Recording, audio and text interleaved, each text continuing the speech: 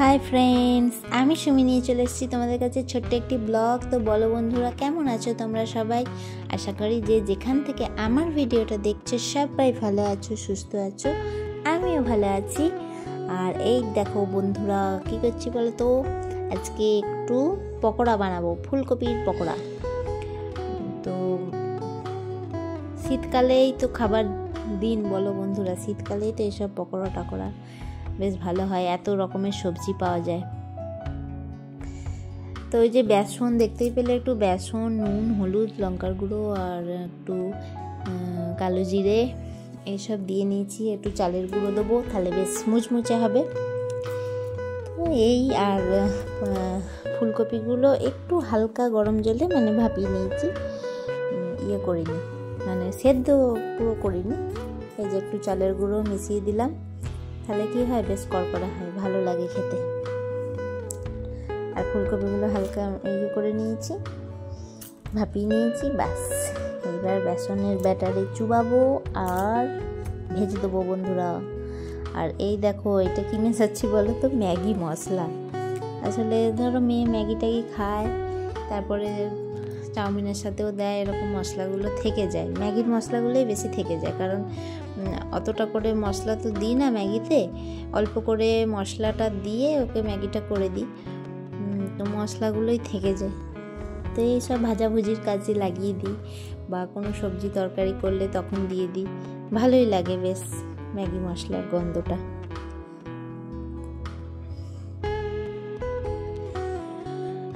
তো চলো দেখতে থাকো আমি কি করে পকোড়াটা বানাচ্ছি। আর তার সাথে তোমাদের সাথে অনেক দিন গল্প করা হয়নি, আজকে একটু তোমাদের সাথে গল্প করব, কথা বলবো। অল্প অল্প জল দিয়ে ব্যাটারটা তৈরি করে নেবো। তার আগে বলি, চ্যানেলে যদি নতুন কোনো বন্ধু হয়ে থাকো তো প্লিজ চ্যানেলটাকে সাবস্ক্রাইব করে বেল আইকনটা প্রেস করে দিও, যাতে আমি নতুন কোনো ভিডিও ছাড়লে নোটিফিকেশানটা তোমাদের কাছে পৌঁছে যায়। আর সবাই একটা লাইক দিয়ে দেখা শুরু করবে, লাইক দেবে, একটা হাইপ দেবে বন্ধুরা, যেটা নতুন অপশান চালু হয়েছে হাইপ, সেই হাইপ দিয়ে দেবে একটা। আর তোমাদের সুন্দর সুন্দর কমেন্ট পড়তে তো আমার খুব ভালো লাগে, তোমাদের সুন্দর সুন্দর কমেন্ট দেখে ভিডিও বানাবার উৎসাহ পাই, এত ভালো লাগে তোমাদের কমেন্টগুলো। তো এই দেখো, আমার এরকম একটা ব্যাটার তৈরি হয়ে গেছে। এরপরে বড়াগুলো ভেজে নেবো, চলো। তো হ্যাঁ, বড়া ভাজতে ভাজতে যে কথাগুলো তোমাদের সাথে শেয়ার করব, এই দেখো কড়াইয়ে তেল বসিয়ে দিয়েছি। কর্মকে ভয় করো, ঈশ্বরকে না।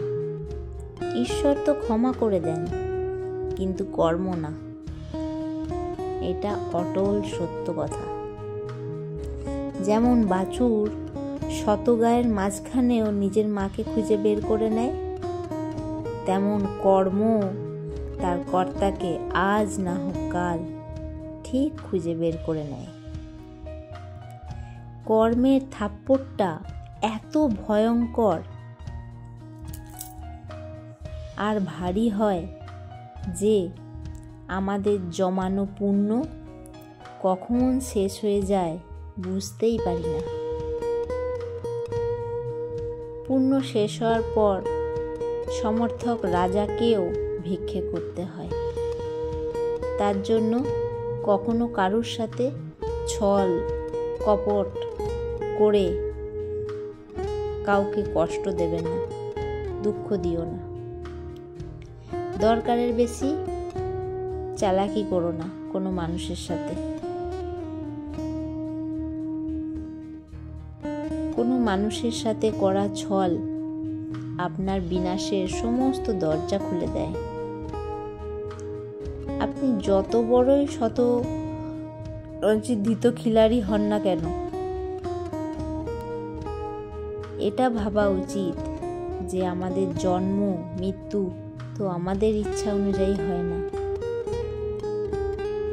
তাহলে এই জন্ম আর মৃত্যুর মাঝে যে ব্যবধান, সেটা আমাদের ইচ্ছা অনুযায়ী কি করে হতে পারে?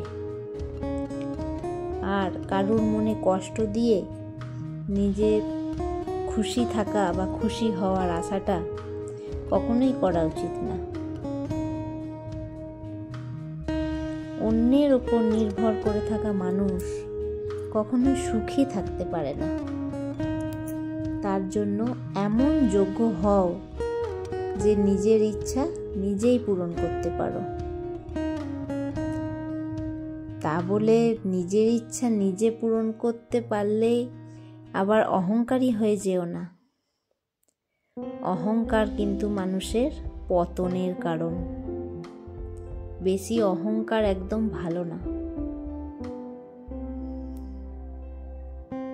অনেক মানুষের আছে এরকম অর্থের অহংকার, ক্ষমতার অহংকার, সেটা দেখতে পাচ্ছি যত দিন যাচ্ছে। তাদের ওই অহংকারের চোটে, তাদের ক্ষমতার অহংকার, অর্থের অহংকারের চোটে মানুষকে চুপ করিয়ে রাখতে চায়, মানুষকে মাটিতে পিষে ফেলতে চায়। এতটাই তাদের অহংকার। তাদের এই অহংকার যে কিভাবে পতন হবে সেটা তারা নিজেরাও কল্পনা করতে পারবে না, তাই না বলো বন্ধুরা? আপনাকে আপনার থেকে বেশি কেউ চিনতে পারে না, তাই নিজের চিন্তাধারা নিজের নিয়ন্ত্রণে রাখুন, কারণ ওইগুলো আপনার শব্দ হয়ে উঠবে। কর্মগুলোকেও নিজের নিয়ন্ত্রণে রাখুন, সেগুলো আপনার অভ্যাসে পরিণত হবে। আর অভ্যাসকেও নিয়ন্ত্রণে রাখুন, সেটা আপনার চরিত্র হয়ে উঠবে। আর হ্যাঁ, চরিত্রটাকেও নিয়ন্ত্রণে অবশ্যই রাখুন, কারণ সেটাই আপনার ভাগ্য হয়ে উঠবে। মানুষের ভদ্রতা প্রকাশ পায় তার ব্যবহারে, তার চরিত্রে, শিক্ষা দীক্ষায় নয়। শিক্ষিত হয়েও মানুষ কিন্তু অশিক্ষিতের মতো কাজ করে। আবার অনেক মূর্খ ব্যক্তিও অনেক সম্মান পায় তার চরিত্রে, তার ব্যবহারে, তার আচার ব্যবহারে। তাই জন্য মানুষকে সম্মান করতে শিখুন আর নিজের চরিত্রটাকেও বদলান। তো বন্ধুরা, দেখতেই পাচ্ছ তোমাদের সাথে গল্প করতে করতে আমার বড়াগুলো কিন্তু ভাজা হয়ে গেছে অনেকগুলোই। আর এই বড়া ভাজা আর গরম গরম ডাল ভাত খুবই ভালো লাগে খেতে। এই দেখো, আর চা, কফি, পকোড়া তার সাথেও খুব ভালো লাগে বিকেলবেলা স্ন্যাক্স হিসাবে। তো এইভাবে বাড়িতে বানাও ঝটপট, আর ঝটপট করে খেয়ে নাও, আর দিয়ে কমেন্টে জানাও আমাকে কেমন হয়েছে। চলো, ভিডিওটা আজকে আর বেশি বড় করিনি। আমার মেয়ে কি রান্না করছে দেখো বন্ধুরা। সোনুমা আমার রান্না করা শিখে গেছে, আর আমার কোনো চিন্তা নেই, এবার সোনুমা রান্না করতে পারবে। সোনুমা কি রান্না করেছো? সোয়াবিন? ও, সোয়াবিনটা চিকেন, হাড় ছাড়া মাংস। মাংসটা শুকিয়ে কেরম করে ধরেছে দেখো সাঁড়াশিটাকে। সাঁড়াশিটার একটু এইখানে ধর, তা নাহলে হাতে ছেঁকা লেগে যাবে তো। বা হাতে ছেঁকা লেগে যাবে তো। দেখি সোয়াবিন রান্নাটা কেমন হয়েছে। ও মা, কি সুন্দর হয়েছে সোয়াবিন রান্নাটা, একদম লোভনীয় হয়েছে। তোমরা কে কে খাবে বন্ধুরা? চলে এসো, তাড়াতাড়ি চলে আসো, সোয়াবিন খাবো, সোয়াবিন খাবো। এই সাঁড়াশি খুলে গেছে, পড়ে যাচ্ছে। হ্যাঁ, আচ্ছা, এই দেখো, বেশ ঠিক আছে, তুলতে হবে না, দিয়ে ফেলবি ও চারিদিকে।